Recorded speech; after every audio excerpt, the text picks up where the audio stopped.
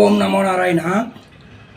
நடிகர் விஜய், நீன்னா எந்த முகத்தை வச்சுக்கிட்டு வந்து ரசிகர்களை பார்ப்ப சொல்லு பார்க்கலாம். இத்தனை பேர் இறந்து போயிருக்காங்க, 41 பேர் இன்னும் போய் பார்க்கல. உன் நிர்வாகிகளை அனுப்பலை, அவங்க இறந்து போனவங்களுக்கு நிவாரணம் வழங்கலை, அந்த காயம்பட்டவங்களுக்கு மருத்துவ சிகிச்சை அளிக்கலை.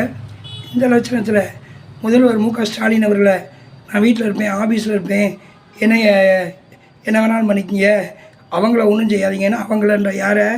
புசி ஆனந்த், ஆதவர்ஜுனா, நிர்மல்குமார், ஜான் ஆரோக்கியசாமியை ரசிகர்கள் என்ன நினச்சிட்டாங்க? அவங்கள நீ காப்பாற்ற பார்க்குறேன்னு நினச்சிட்டாங்க. ஏன்னா வீட்டுக்குள்ளே உட்காந்து சைக்கோ மாதிரி வீட்டை விட்டு வெளியே வந்து பேசு, போய் கரூர் ஜனங்களை பாரு. நான் எந்த முகத்தை வச்சுக்கிட்டியா வந்து பார்ப்ப? சொல்லுப்பா. முகத்தோட முகம் பார்க்க வேணாமா? எந்த ரசிகர்களாவது உன் பக்கத்தில் வர முடியுமா?